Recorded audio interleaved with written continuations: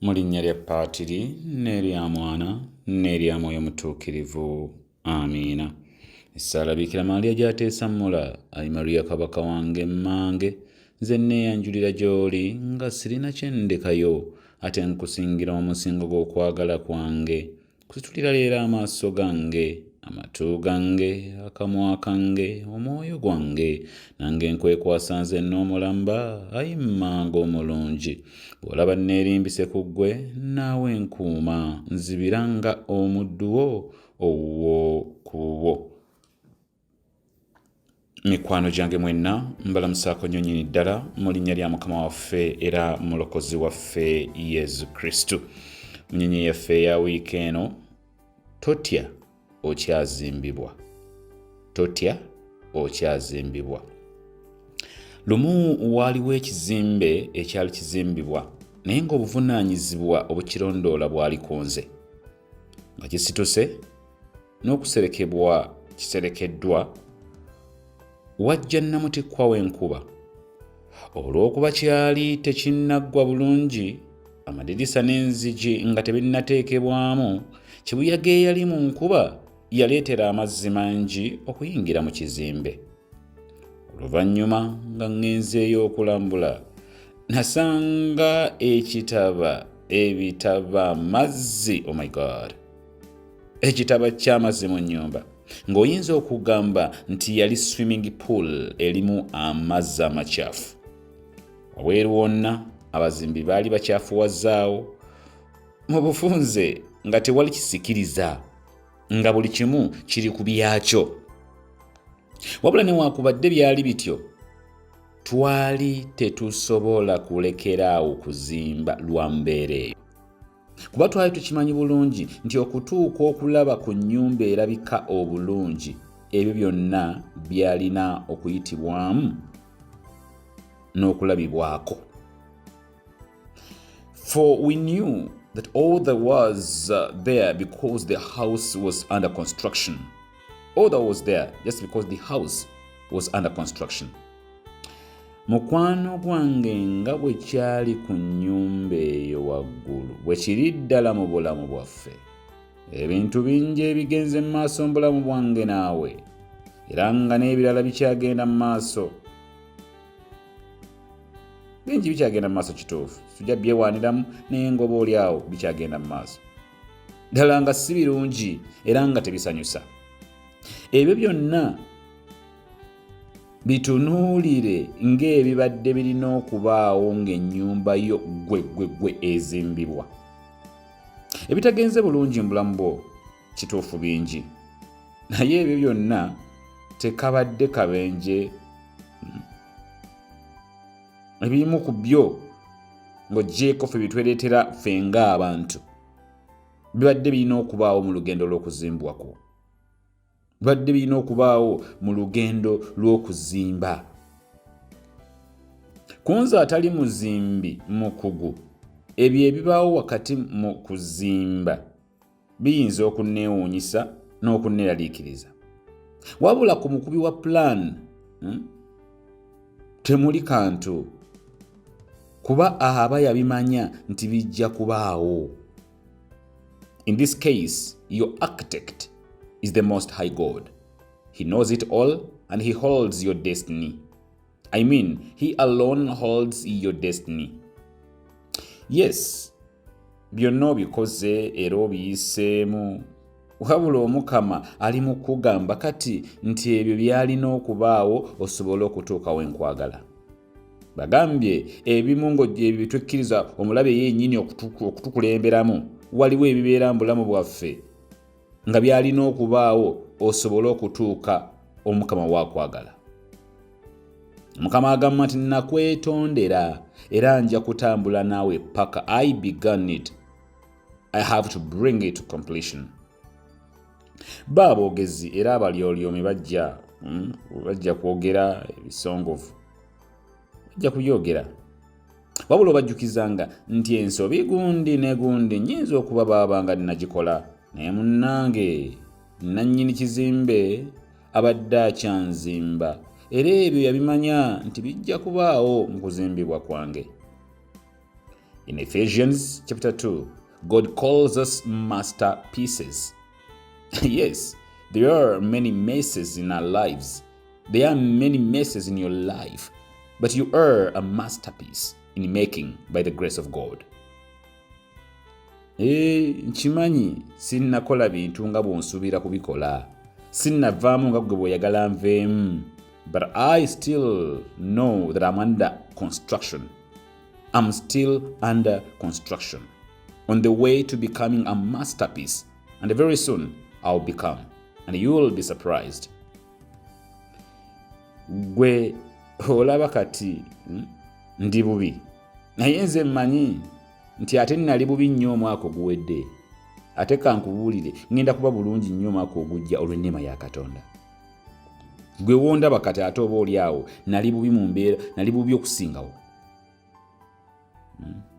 Omukama kye yatandikamu nze mmanyi ajja kimaliriza.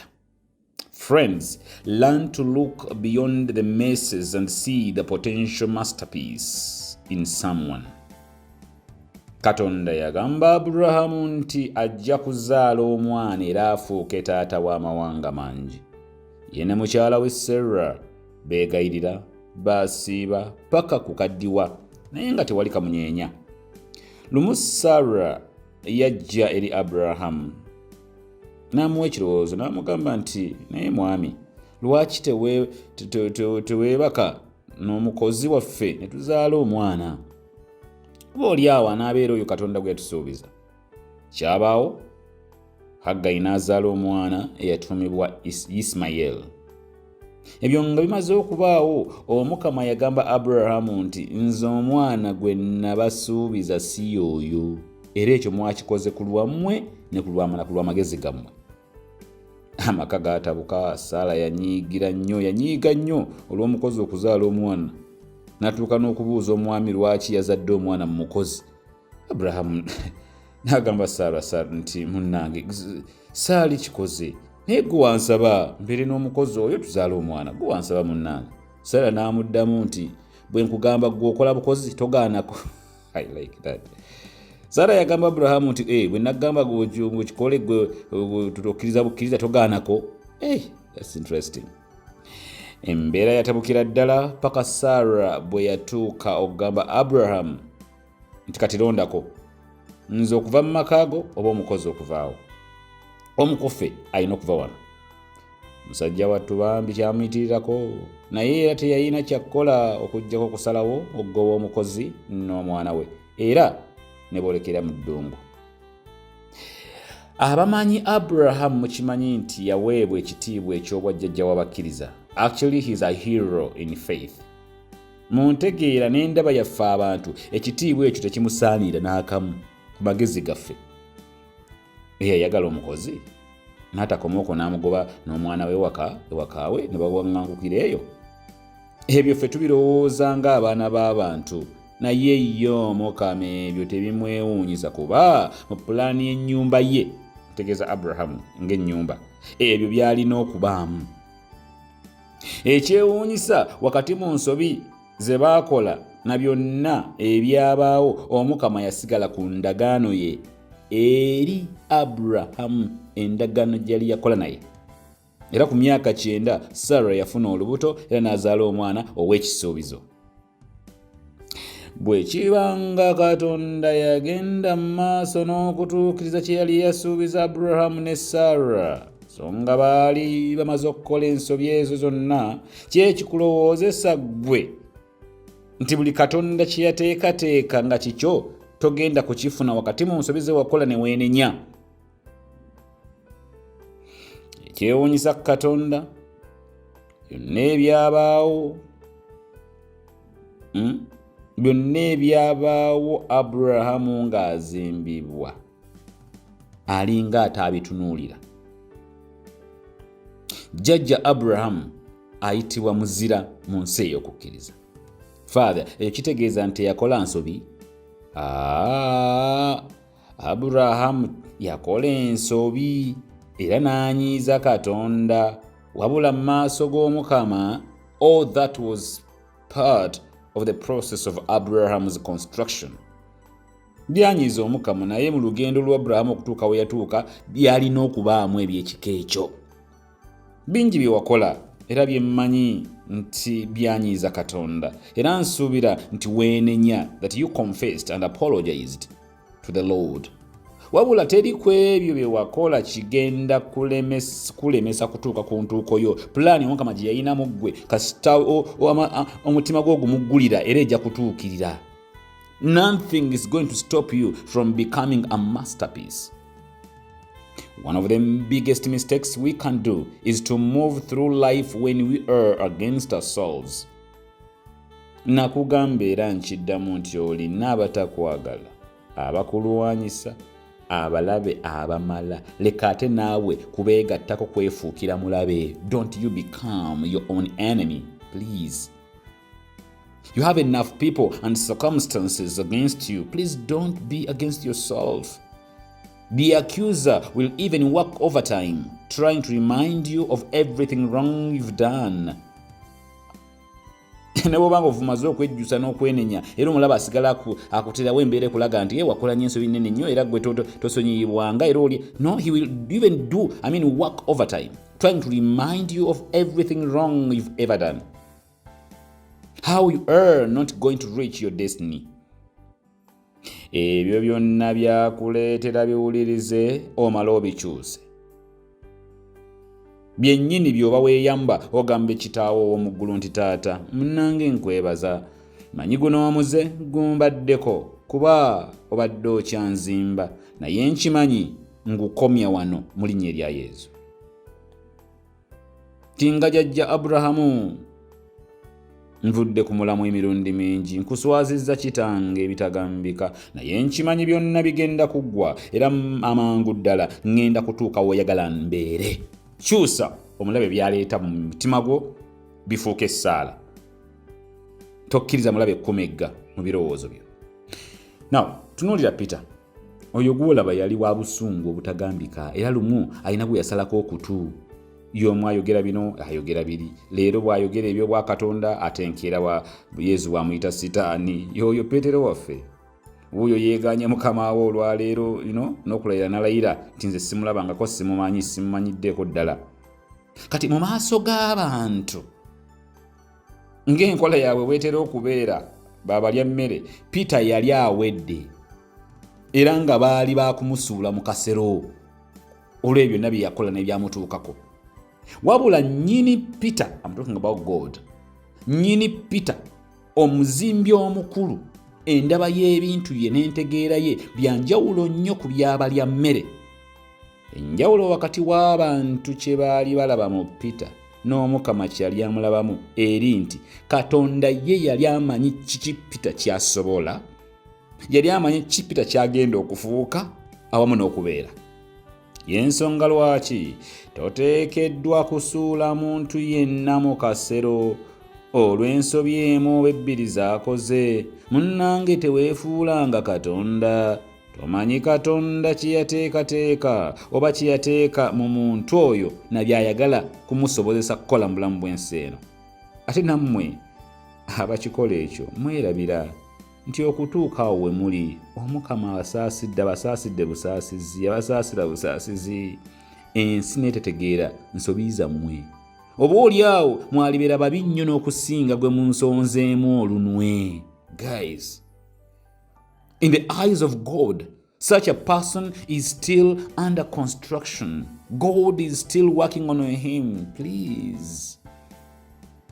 Buli muntu alina obunafu obubwo obumumala nga teyandibadde na budde bulemera na kwesiba ku bunafu bwa mulala. Okujjako nga oli mukuusa bukuusa, buli muntu alina obunafu obumala ye yennyini obubwe nga teyandibadde na budde bulemera na kwesiba ku bunafu bwa mulala. Ekinsanyusa ku Yesu yalonda Peter nga tafudde nnyo ku bunafu bwe, but because God had the blueprint yali amanyi Peter kyagenda okubeera. Era wenjogerera eyamwegaana oyo w'obusungu eyogeranga bino na biri ye yakwasibwa ebisumuluzo ebiggala n'ebiggula eggulu, because that's what God had destined for this man.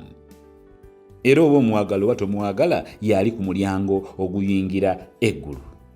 What am I saying? Where you are now is not necessarily important. What is more important is where you are going. Woli kati si ekikulu naye gy'olaga. What you have messed up with just shows that you are still under construction.